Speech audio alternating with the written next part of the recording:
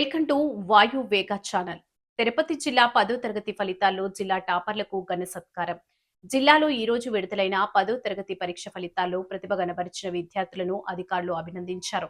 తిరుపతి జిల్లా స్థాయిలో వర్ధయ్యపాలెం జడ్పీహెచ్ఎస్ పాఠశాల విద్యార్థిని 595 మార్కులతో ప్రథమ స్థానం సాధించిన ఎస్ దీక్షితాను, శ్రీకాళహస్తి పట్టణంలోని బాబు అగ్రహారం ప్రభుత్వ పాఠశాల విద్యార్థిని 594 మార్కులతో రెండవ స్థానం సాధించిన సాయి పూజితాను, శ్రీకాళహస్తి రూరల్ తొండమానాడు ప్రభుత్వ పాఠశాలలోని 591 మార్కులతో మూడవ స్థానం సాధించిన విద్యార్థి మోహిత్ చరణ్ సాయిలను జిల్లా విద్యాశాఖ అధికారి కేవీఎన్ కుమార్ వారి ఇళ్లకు వెళ్లి స్వయంగా సత్కరించారు, అభినందనలు తెలిపారు.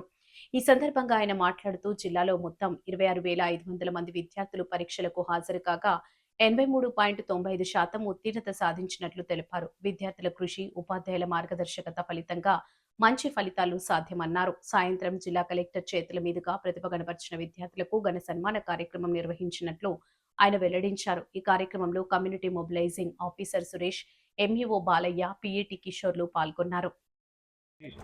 పొద్దున కలిసి పాపను కలవడం జరిగింది, వాళ్ళు ఫేస్ సెట్ చేసేది జరిగింది. ఆ పాపకి పొద్దున్నే నేను కూడా మంచి గిఫ్ట్ ఇచ్చాను.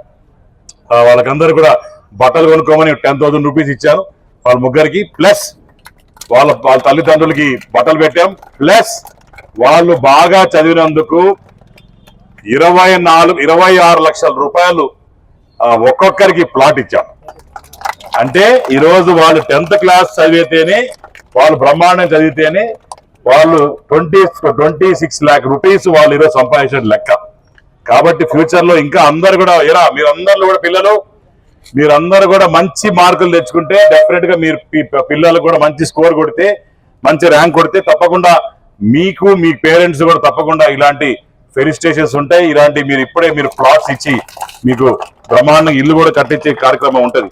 అట్నే మన అన్న లోకేష్ అన్న వచ్చిన తర్వాత ఈ సర్వేపల్లి రాధాకృష్ణ గారి కిట్స్ ఒకటి, దాని తర్వాత డొక్కా సీతమ్మ గారి పథకం కావచ్చు. దాని తర్వాత మొన్న కూడా నేను ఈ గత 4 నెలల నుంచి ఒక్కొక్క నెల ఒక్కొక్క స్కూల్కి పోతున్నా. స్కూల్కి పోయినప్పుడు భోజనాలు కూడా బ్రహ్మాండంగా ఉంటున్నాయి, ఎక్కడ కూడా ఇబ్బంది లేకుండా చక్కగా ఉంటున్నాయి. అలానే మనం వచ్చిన తర్వాత SC ST BC ST hostels కూడా అవన్నీ కూడా దగ్గర ₹1 కోటి పైచిలకు ఖర్చు పెట్టి ఇవన్నీ కూడా రెడీ చేశాం. అట్నే లీప్ అనే యాప్ అనేది స్టూడెంట్ యాప్ ఒకటి ఉంది. ప్రతి ఎవరైతే లెక్చరర్స్ ఉన్నారో వాళ్ళు ఏ టైంకి వస్తున్నారు, చదువుతున్నారు లేదా, దాని తర్వాత స్కూల్లో స్టూడెంట్ పర్ఫార్మెన్స్ ఏ రకంగా ఉంది, దాని తర్వాత పేరెంట్స్ టీచర్స్ మీటింగ్ కూడా బ్రహ్మాండంగా కండక్ట్ చేసి ప్రోగ్రామ్ లోకేష్ గారు పెట్టడం జరిగింది. నేను ఇంకా ఎక్కువసేపు మాట్లాడిన ఎండ బాగా కొడుతుంది కాబట్టి పిల్లలు కూడా ఎండకు ఉన్నారు.